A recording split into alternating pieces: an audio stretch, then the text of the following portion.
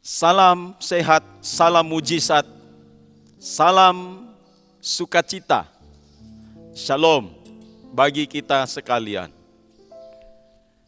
Bersyukur kita bisa ada lagi di minggu pertama bulan September. Itu sebabnya saya mengucapkan selamat datang di bulan September, minggu pertama. Kedengarannya, kita sudah memasuki bulan yang berakhiran ber. Itu berarti bahwa dalam catur bulan yang terakhir ini, atau dalam 4 bulan yang terakhir, kita sudah akan menyelesaikan waktu di tahun 2021. Dan pada kesempatan ini kita akan masuk pada program atau tema pemuridan yang baru, yaitu bagaimana kita memiliki kehidupan yang berdampak. Ya, kehidupan yang berdampak. Oleh karenanya, pada hari ini saya akan memberikan judul dari khotbah pemuridan ini, yaitu terang dunia. Dalam Injil Yohanes pasal yang ke-8 ayat yang ke-12, juga pasal yang ke-9 ayat yang ke-5, Yesus berkata, "Akulah terang dunia." Tetapi kemudian hari Yesus menegaskan bahwa Matius pasal 5 ayat 14 bahagian A, di situ jelas disebut, "Kamu adalah terang dunia." Kita akan membahas pada kesempatan ini dalam program pemuridan ini tentang terang dunia. Saudara-saudara sekalian, dalam teks aslinya yang disebut terang, di situ diambil kata phos. Seperti dalam penggalan kalimat itu disebut umeis este to phos tu kosmo. Ya, kamu adalah terang dunia. Dan juga digunakan di dalam Alkitab Perjanjian Lama, dalam teks aslinya, seperti yang disebut di dalam Kejadian pasal 1 ayat yang ketiga, di situ disebut, "Vayomer Elohim, vayehi or." Maka berfirmanlah Allah, jadilah terang, maka jadilah terang. Saudara-saudara sekalian, phos atau or ini memiliki pengertian bahwa fungsinya itu artinya adalah mencerahkan.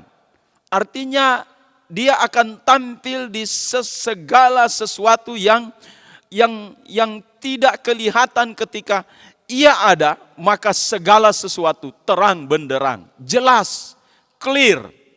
Jadi ini juga memiliki pengertian bahwa terang itu bisa berbicara mencerahkan segala sesuatu, mengklirkan segala sesuatu, menjelaskan segala sesuatu.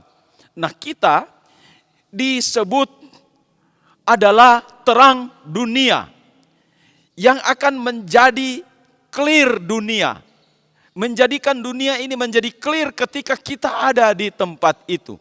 Kita adalah terang dunia. Dan fungsi terang juga itu memiliki fungsi tentang membawa satu kehidupan. Memiliki fungsi yang luar biasa dalam satu kehidupan. Saudara-saudara sekalian, kita akan melihat istilah tentang terang ini di dalam kitab Musa dan apa penerapannya dalam setiap ayat-ayat tentang terang yang dimaksudkan di dalam kebenarannya. Mari kita melihat yang pertama, itu ditulis di dalam Kejadian pasal 1 ayat 3 sampai dengan ayat yang ke-5, dikatakan demikian. Berfirmanlah Allah, jadilah terang. Lalu terang itu jadi. Allah melihat bahwa terang itu baik. Lalu dipisahkan nyala terang itu dari gelap.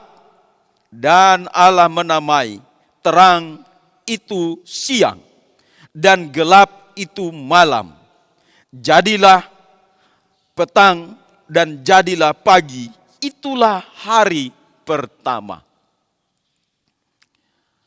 Untuk memulai kronologi penciptaan dalam penciptaan setelah langit dan bumi, dan setelah langit dan bumi ini tohu vavohu, ya, bumi ini kacau balau, hancur lebur, belum berbentuk dan kosong. Maka kita melihat dalam program penciptaan selanjutnya di dalam masa-masa penciptaan ini.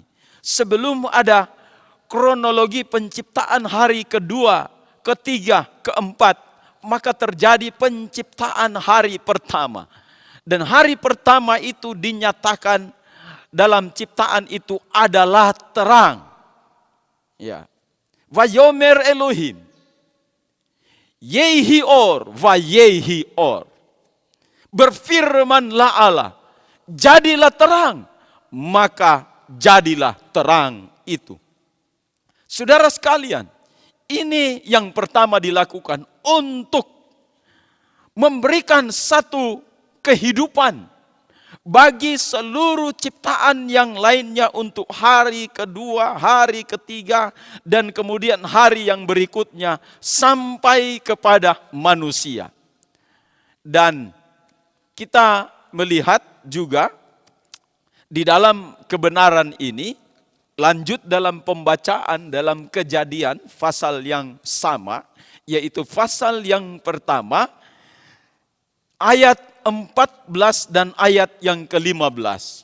Kita melihat ini sungguh menarik sekali untuk kita membahasnya tentang maksud-maksud dan tujuan Allah dalam satu penciptaan dan memberikan pencerahan bagi kita sekalian.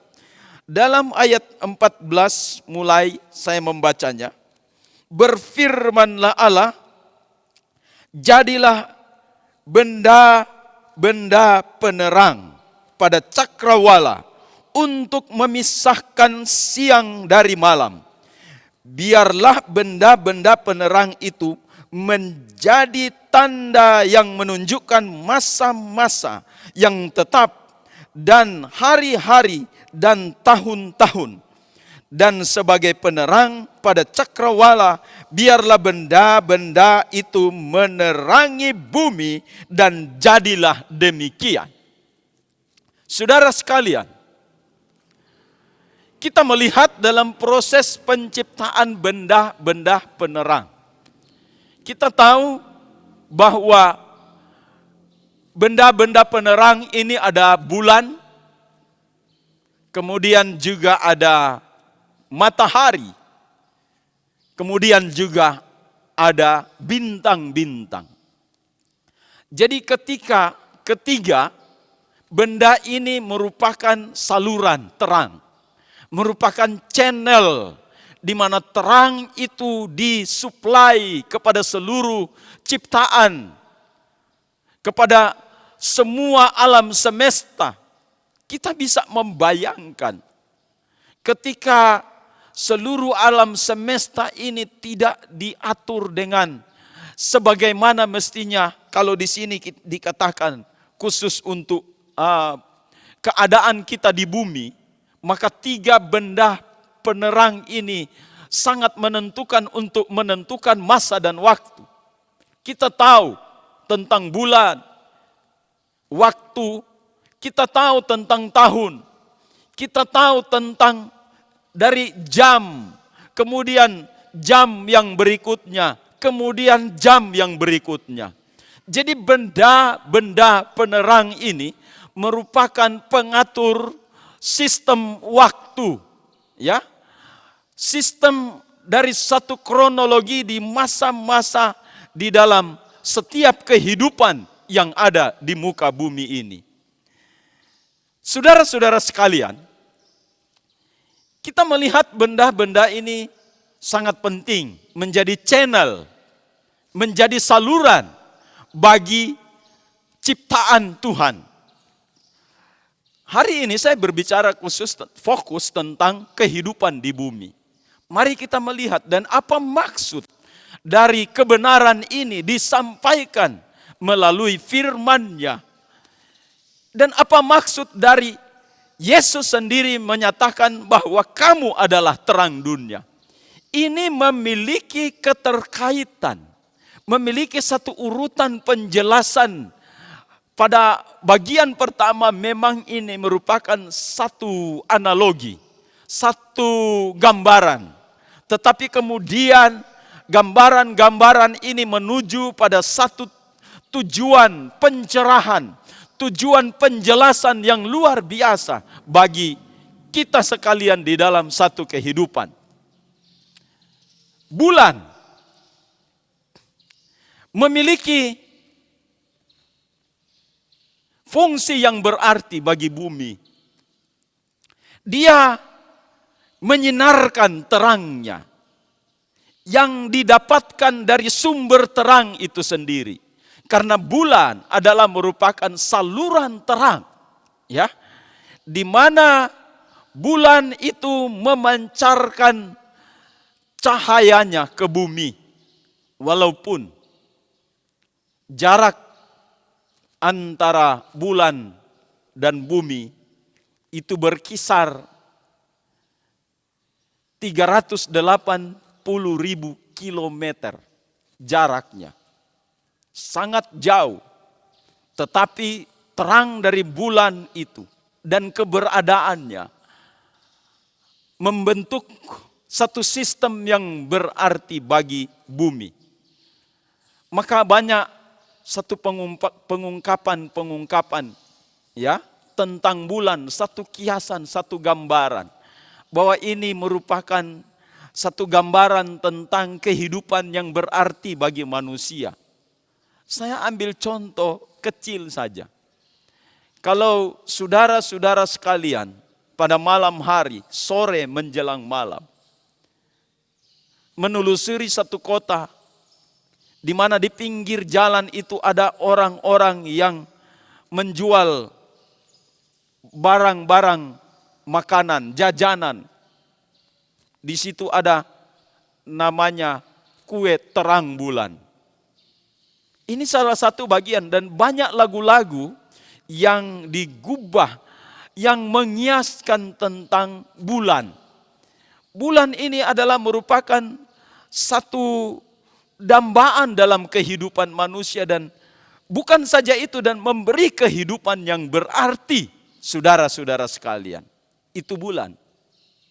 Kemudian kita juga melihat tentang matahari. Ya, matahari juga memiliki fungsi yang sangat besar bagi bumi dan alam semesta. Dia memiliki kontribusi dalam cahayanya. Walaupun saudara-saudara sekalian, ya, jaraknya begitu jauh. Jaraknya untuk memancarkan cahaya matahari ke bumi itu begitu jauh sekali. Pada bulan Agustus tahun 2012, maka ada satu perkumpulan, ya, para astrolog yang menamakan diri The International Astrological Union, perhimpunan astrolog internasional. Mereka membagikan informasi kepada dunia tentang jarak antara matahari dan bumi berkisar 149.870,7 kilometer jarak antara matahari dan bumi. Tetapi matahari dalam jarak yang jauh, ia memancarkan sinarnya kepada bumi ini sehingga memiliki satu konsep kehidupan yang luar biasa. Ya, kita kenal. Kita sudah belajar dulu bahwa sinar matahari itu sangat penting bagi tumbuh-tumbuhan. Di mana tumbuh-tumbuhan memiliki ketergantungan terhadap sinar matahari. Tumbuh-tumbuhan ini adalah bahan makanan kita yang kita konsumsi setiap hari. Sayur-mayur adalah tumbuh-tumbuhan. Buah-buahan adalah tumbuh-tumbuhan yang kemudian didapatkan dari proses kehidupan dari sinar matahari. Kita kenal dengan istilah fotosintesis. Ya, di mana daun yang menerima sinar matahari itu terjadi fotosintesis. Bagaimana proses memasak makanan dari tumbuh-tumbuhan itu sehingga dalam proses itu menghasilkan tumbuhan yang segar, kemudian menghasilkan buah yang segar. Itu yang kita konsumsi setiap hari, saudara-saudara sekalian. Jadi sinar matahari ini memberikan kontribusi yang besar di dalam kehidupan alam semesta ini, dan kita juga menikmatinya.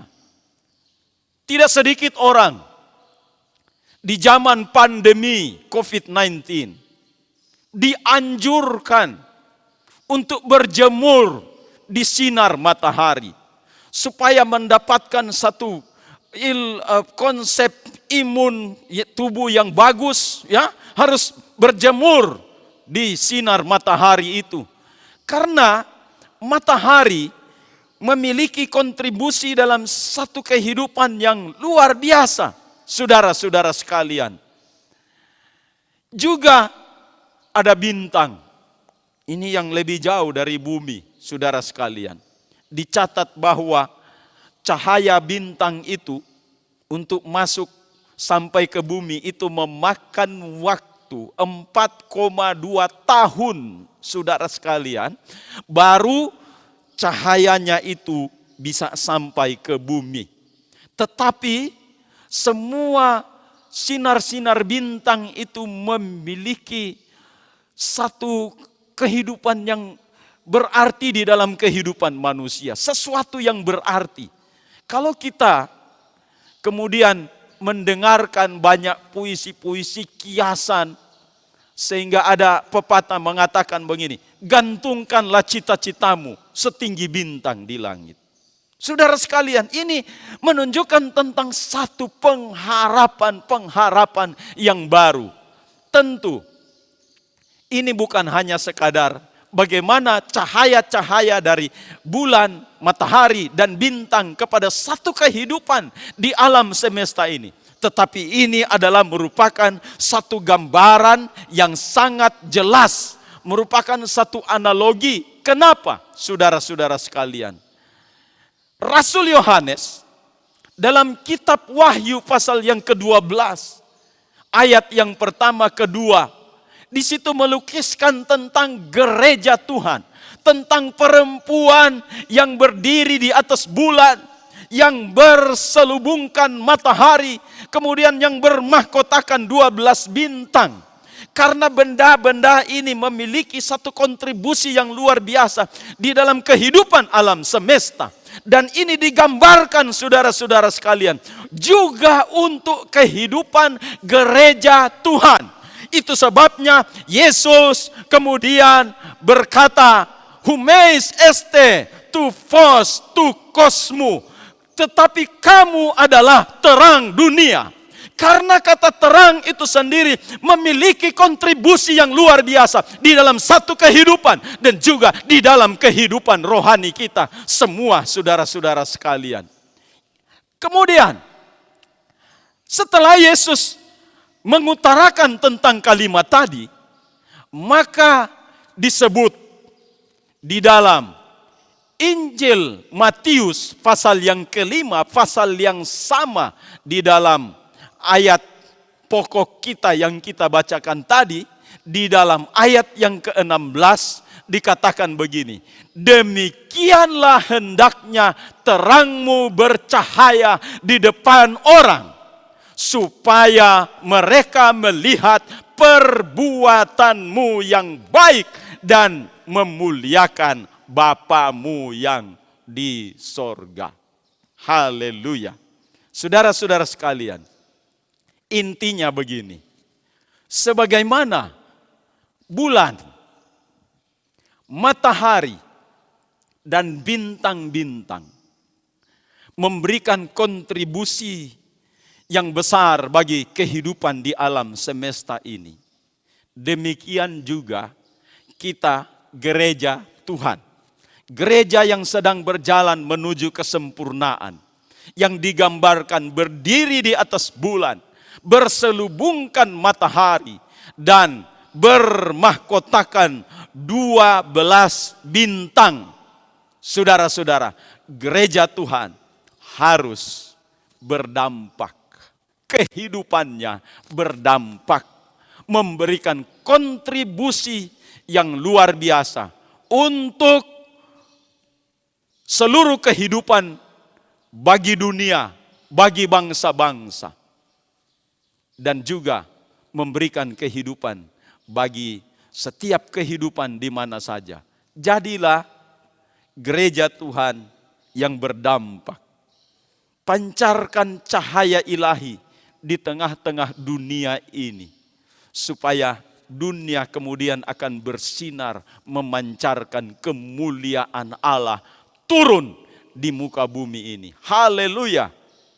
Luar biasa, saudara sekalian.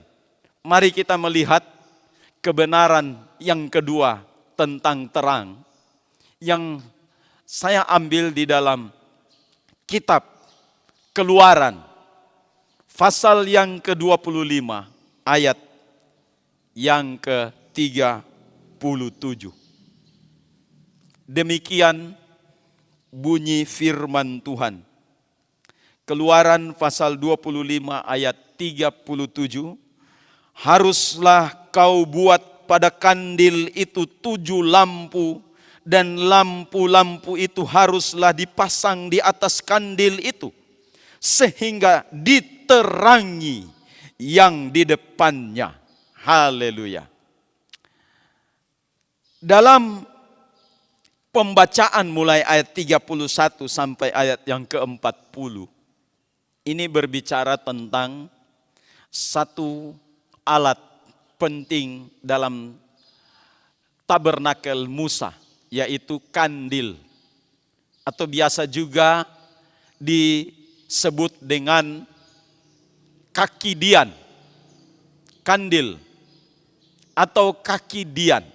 Nah, kita harus memahami dulu untuk menjelaskan selanjutnya tentang kata terang atau or yang ada di dalam teks Keluaran 25 ayat 37 ini. Saya memberikan gambarannya seperti ini. Di dalam ibadah Israel kuno pada masa kepemimpinan Musa, di mana Musa membawa bangsa Israel keluar dari Mesir masuk ke tanah Kanaan. Kemudian Tuhan memberikan kebenarannya untuk tempat ibadah, ya, tempat ibadah, yaitu tabernakel, namanya tabernakel Musa. Tuhan menyuruh mendirikan tempat ibadah ini sesuai dengan konteks perjalanan bangsa Israel. Karena tempat ibadah ini bisa dilakukan bongkar pasang, karena mereka sedang berpindah dari satu tempat ke tempat yang lain. Jadi model ibadah pada zaman Musa, tempat ibadahnya itu adalah kemah, ya, atau tabernakel yang disebut dengan tabernakel Musa. Nah, Tuhan menyuruh membuat tabernakel ini dengan pagar-pagar yang ada, yang bisa dibongkar pasang. Kemudian di dalamnya itu terdapat beberapa macam alat dalam ibadah. Dua alat yang pertama ditemukan itu di halaman luar. Pertama, memasuki pintu gerbang kemah itu akan dijumpai mezbah korban bakaran. Itulah pertama. Kemudian maju lagi sedikit, kita akan temukan kolam pembasuhan. Kemudian di halaman luar ini dua benda ini ada. Kemudian masuk ke dalam satu ruangan di dalam kemah itu, di dalam pagar tenda itu, ya, ada dua ruangan di situ. Dua bilik. Bilik yang pertama namanya ruang suci, dan bilik yang terakhir yang kedua adalah ruang maha suci.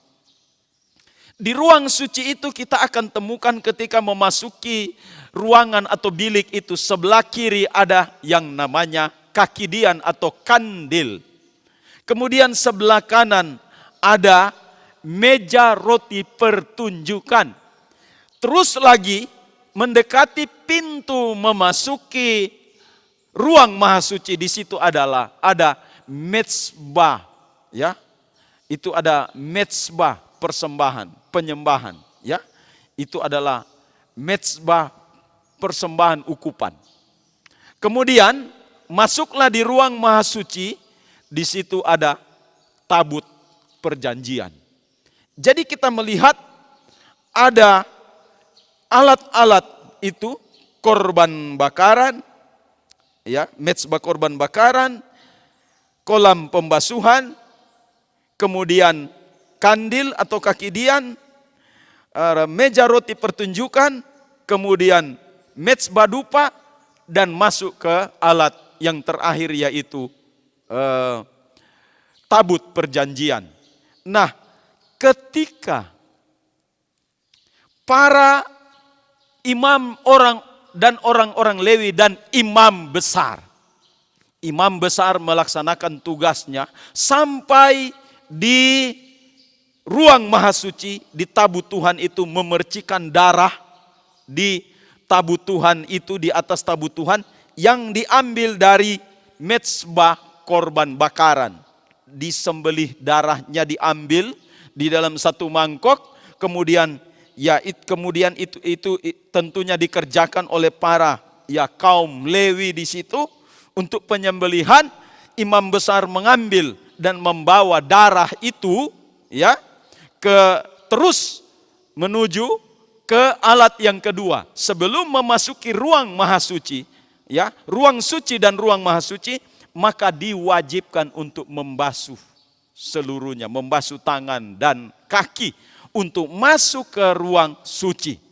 Nah, di ruang suci darah ini diambil.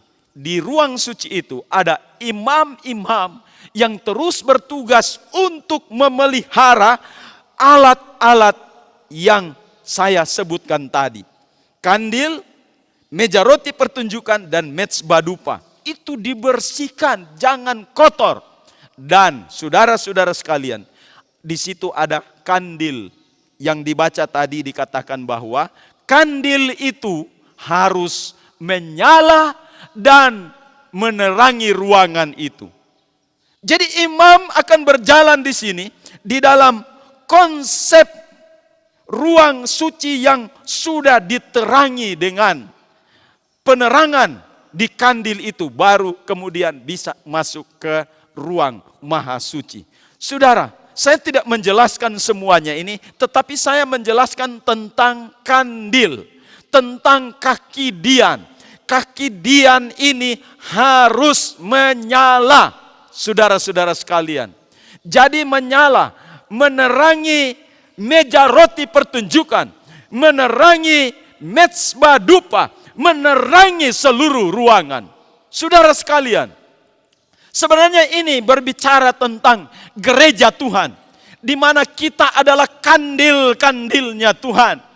Kita adalah saluran terangnya Tuhan di dalam gereja yang memenuhi terang di dalam gereja Tuhan. Saudara-saudara sekalian, sebagaimana kandil ini menerangi meja roti pertunjukan yang berbicara tentang di sini ada roti hidup, di sini adalah kebenaran Allah yang luar biasa, maka kita juga akan menerangi dan terus bersemangat untuk menyelidiki firman Tuhan, menghidupkan firman Tuhan dengan terang yang dari Tuhan itu di dalam ruangan gereja, di dalam komunitas kita. Ada satu telaah-telaah firman, ada pembelajaran firman yang luar biasa. Bukankah 2 Timotius 3 ayat 16 berkata, ya, segala tulisan adalah yang diilhamkan Allah memang bermanfaat untuk mengajar, untuk menyatakan yang salah, untuk memperbaiki kelakuan, untuk mendidik orang dalam kebenaran. Ini terang dari kaki Dian. Kita adalah kandil-kandil yang menerangi gereja Tuhan. Dan juga yang berikutnya saudara-saudara, ada terang untuk menerangi mezbah dupa. Artinya apa di sini? Mari kita menghidupkan pujian penyembahan kita kepada Tuhan. Doa-doa kita kepada Tuhan. Hubungan secara personal kepada Tuhan. Saudara-saudara sekalian, jangan lewatkan satu waktu kita setiap hari untuk mendekatkan diri, menjalin hubungan yang intim dengan Tuhan. Saudara sekalian, haleluya, haleluya. Mari kita hidupkan, belajar firman, dan terus berdoa. Itu adalah terang yang luar biasa di dalam gereja Tuhan. Haleluya. Itu sebabnya di dalam Roma pasal yang ke-12 ayat yang ke-11 berkata begini, ya. Janganlah hendaknya kerajinanmu kendor. Haleluya. Biarlah rohmu menyala-nyala dan layanilah Tuhan. Haleluya. Mari kita memiliki spirit yang menyala-nyala. Roh yang menyala-nyala. Bagaikan kandil, bagaikan kaki Dian yang menyala, yang tidak akan pernah padam. Masih ingat pemuridan di masa yang lampau ketika saya berbicara tentang 5 anak dara yang bijaksana dan 5 anak dara yang bodoh? Yang membedakan di sini adalah lampunya yang terus menyala. Sedangkan 5 anak dara yang bodoh, persediaan minyaknya habis. Artinya nyala dari pelitanya terbatas, saudara-saudara sekalian. Tapi 5 anak dara yang bijaksana memancarkan cahayanya selalu. Memancarkan cahayanya selalu. Sampai pada kedatangan mempelai pria yang kita nanti-nantikan itu. Haleluya.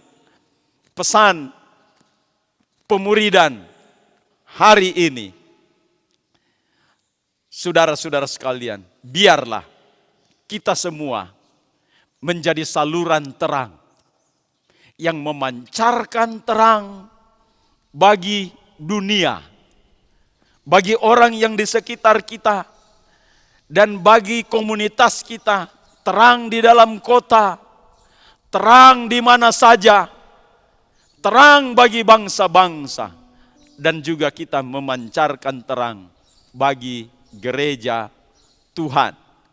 Tetapi kamu adalah terang dunia. Haleluya. Tuhan Yesus memberkati kita sekalian. Kiranya pesan firman hari ini akan membawa kita ke dalam satu pencerahan dari terangnya. Haleluya, haleluya. Puji Tuhan.